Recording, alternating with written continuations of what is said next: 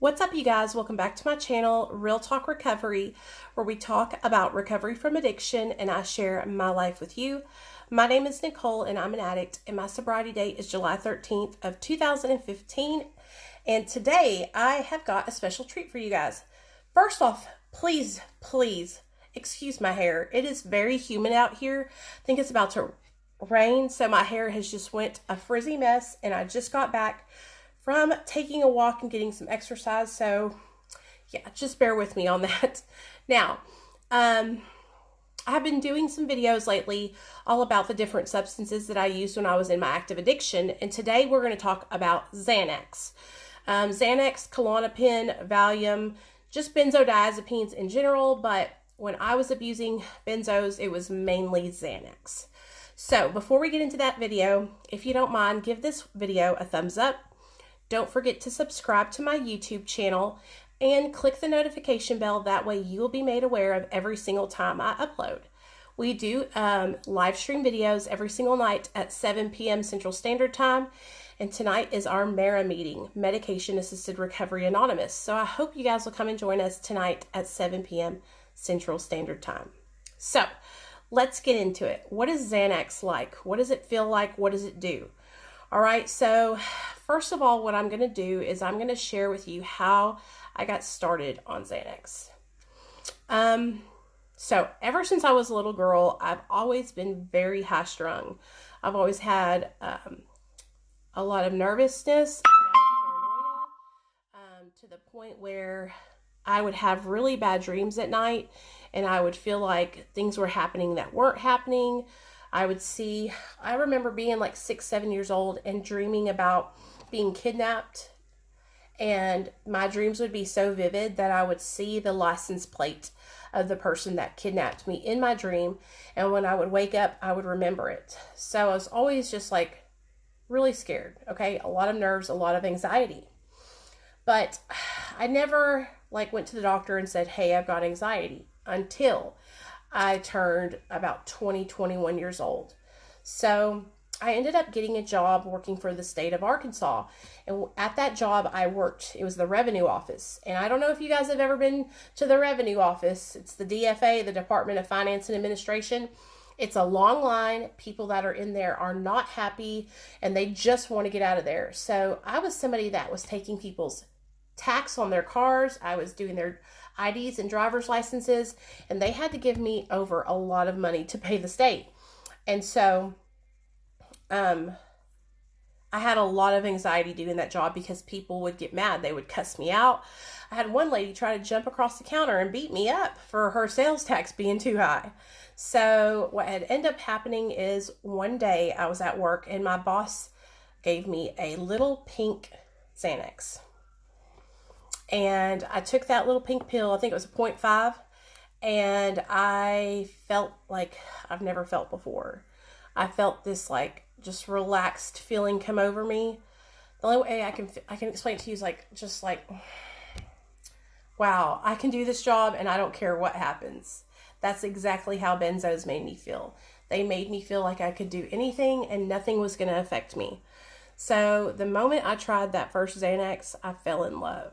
Okay, I fell in love, and I automatically started buying them from the streets. Now I was already on drugs. I was already doing meth, already doing coke, already drinking. And so I was just like, you know what? I like these pills. I'm going to buy me some of these. And so that's what I started doing. I started buying them a lot, you guys. I would buy probably 10 or 20 bars at a time, and I would split them with whoever I was with. So I would get 10 and they would get 10.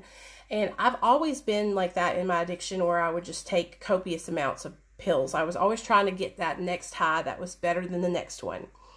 And so I became addicted to them pretty quickly. Now, I had this bright idea that I was going to go to my family doctor and have them prescribe me Xanax. And so I went into the doctor and I told him my symptoms, told him that I was having anxiety, told him where I was working at. And he wrote me a prescription for Xanax, gave me the peach Xanaxes, and I took those home, and they worked great for a while. And then I needed more. I needed a higher milligram. So then he bumped me up to the footballs, which are, I think that the bars are 2 milligrams, so a football is 1 milligram. And so at 1 milligram 3 times a day as needed. And so, of course, you guys, I was addicted to these pills. I was taking them not for my anxiety. I was taking them to change the way I felt. So I would take 7 or 8 or 9 or 10 at a time and be gone. Okay, I would drive my car like that. I've had many accidents driving my car. In fact, one time I was driving my husband's rental car and he was in the passenger seat, and he had taken a bunch of Xanax and I had taken a bunch of Xanax, and he started having a seizure. And I went to pull over and get help, but the people couldn't help us. So he got back in the car and we were driving down the street, and the hospital was like 1 block away, you guys. I drove past 3 hospitals and crashed into a brick wall on Xanax. So needless to say, I was out of my mind on Xanax. I also caught shoplifting charges on Xanax, because when I would take Xanax, I would go into the Walmart, I would go into the Dillard's, I would go into the Kroger, and my fingers would attract everything. It gave me this feeling like I was untouchable and nobody could catch me and I could do anything I wanted and I wouldn't get caught. Wrong, I got caught and I got shoplifting charges behind that. But Xanax was probably one of the most dangerous substances I've ever used, because I would use it in combination with opiates. I would shoot Roxy's and then I would eat Xanax and I would overdose. I've overdosed several times because of taking Xanax behind opiates. There's times in particular that I can remember where I was in a coma for 7 days because I had taken Xanax, shot meth, shot Roxy's, and I ended up going into a coma because my internal organs were shutting down. It was crazy, you guys, but Xanax is a benzodiazepine. I also used Klonopin and I also used Valium. Now, I didn't prefer Valium because I feel like they're really weak compared to Xanax and Klonopin, so I always preferred those two, Xanaxes and Klonopins. Now, the only way I can explain it to you, the way they made me feel, is that they made me feel like I had no worries. I had no cares in the world. Hakuna Matata, okay? No worries for the rest of my days.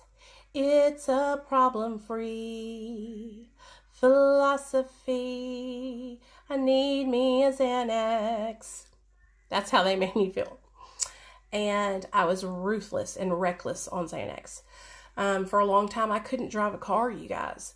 And when I did drive, I would take Xanax because I was so afraid to drive down the interstate that I thought I was going to have an accident. I thought somebody else was going to hit me.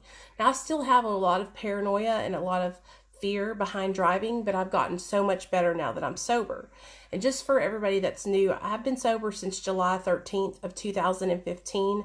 So it's been 5 years since I've taken a Xanax.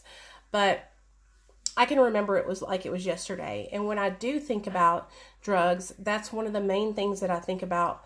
You know, I wish that I could take it, or I wish I could have one. And I know that I can't, but sometimes, you know, my mind will go there and I'll think about it. But, you know, I've been sober for long enough, and I know that the joys of sobriety outweigh what drugs and alcohol can give to me. So I'd rather stay sober, have my family, have my son, have my husband, than to use drugs and alcohol and ruin everything that I've worked so hard for. So I just wanted to share with you guys what it was like for me when I was using the Xanax, and how, you know, it really made me make some poor decisions. I hurt a lot of people. I could have, you know, killed myself and my husband, and I was very blinded. That substance just made me, like I said, have no cares, have no worries. And but let me just tell you something. All the consequences that I had behind that substance, behind Xanax, I worried and I cared, because I ended up having to pay fines. I ended up having to, you know, lose my driver's license, get my insurance hiked up. I've done a lot of stupid shit on Xanax that I'm not proud of. Now, I do know there are people out there that use it for the right reasons, and they have anxiety and they take it as prescribed. And that's awesome that you're able to do that. But for me, I cannot take that as prescribed. I take it by the handfuls. I take it to check out a life. And so I just wanted to share with you guys my experience, what it was like for me. And I hope that this helps somebody out there that maybe you're struggling with addiction to benzodiazepines and you feel like you're all alone. You're not. And you can get over that and you can get away from those pills, and you don't ever have to take them again. And I'm living proof that you can get sober from benzos and have a good quality of life. So if you're somebody who's trying to get sober and you feel like you're never going to get there, just look at me and see me. I'm 4.5 years sober, almost 5, and my life is better now. Like, I don't have any bad side effects.